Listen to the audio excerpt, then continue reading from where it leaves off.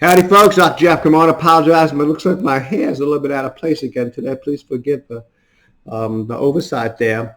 But today's report, Wednesday, April 29th.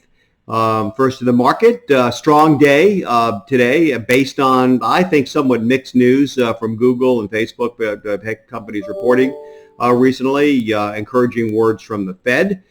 So we are, certainly in a short-term uptrend here. And it's kind of perplexing that the news from Google and Facebook was okay. It wasn't great. Google's earnings were up, but they're warning of some pretty significant revenue reductions ahead. Facebook's revenue was up, but their earnings were down. And again, that's really just the first quarter before it really hit the fan. The second quarter numbers are really going to be kind of ugly. So it's frustrating to watch the market kind of ease up, and not hugely up. And I think we're up maybe 2% today, but it's still frustrating to watch that, while we are having large cash positions. On the other hand, the midterm and longer term trends, according to our technical resources, Kimberly and others on the board, still look pretty bad. So we're expecting a significant pullback later on as the economic data really kind of throughput into investor psychology. And it reminds me of a story. I was a great fan of Robert A. Heinlein, still am, but I used to read him quite a bit when I was a teenager. And I forget the name of the story, but he told a story about a man who had fabricated a rumor that they had discovered gold in Hades. And he did a very, very good business selling shovels and prospecting equipment that people would come and buy stuff from him and head down a tunnel to Hades.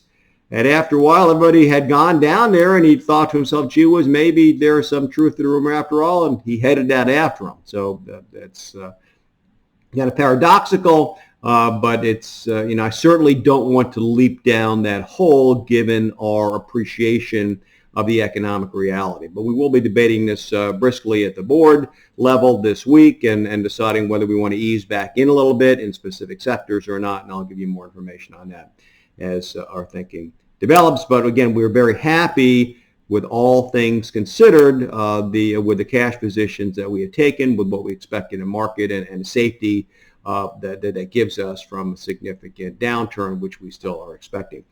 To finish with Agent X's report from yesterday, again, thank you very much, Howard.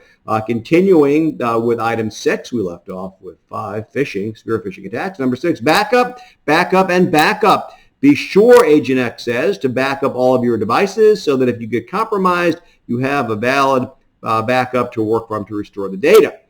Keep a backup copy offline so that it's not impacted by any attack. The only time it's online is when you're actually updating it. Important point. He says he keeps 2 backups online and 2 offline, but that's just him. I back up on the lines twice a day and offline 1 time a week. For 1 and 1 time a month or the other. And he said he'd never had them all online at the same time. Number 7, ransomware. Never pay the ransom, as it will never get your data back and it will deplete your money fast. And I couldn't agree with that more. If you can't remember your passwords, etc., and your device does get encrypted by the bad guys, a simple call to the individual vendors explaining the issue will get the account set for a new password and move forward. You'll lose data and pictures for sure if you give in to the ransomer's demands, I guess he means.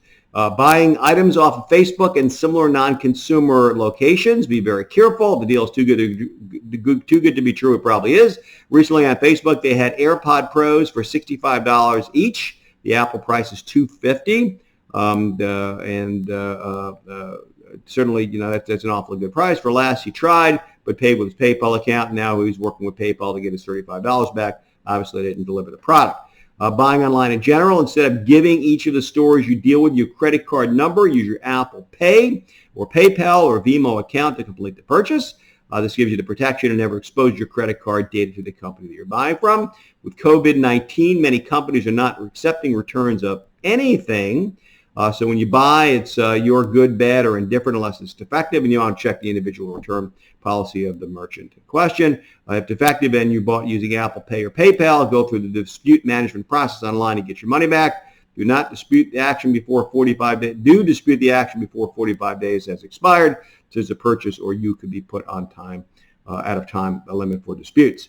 And number 10, buying with curbside pickup. Whenever possible, pay online. If you have to give your card to a clerk who will take it inside to process, you are at risk.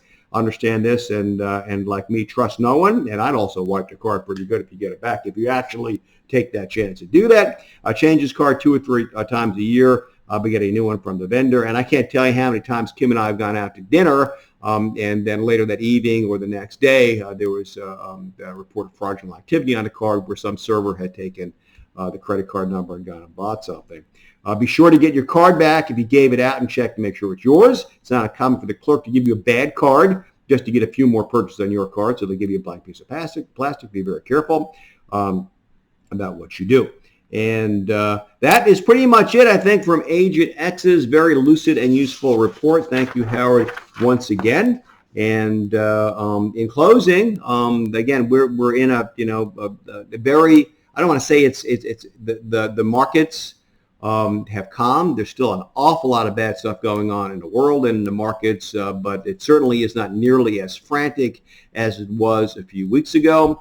Sadly, I expect it to get there, as investor psychology kind of rolls over. But let's enjoy the calm while we can. And that's enough for tonight. That's more than enough for tonight. Saying see you tomorrow. Here goes Dr. Jeff Camarda. Happy Wednesday evening. Bye-bye.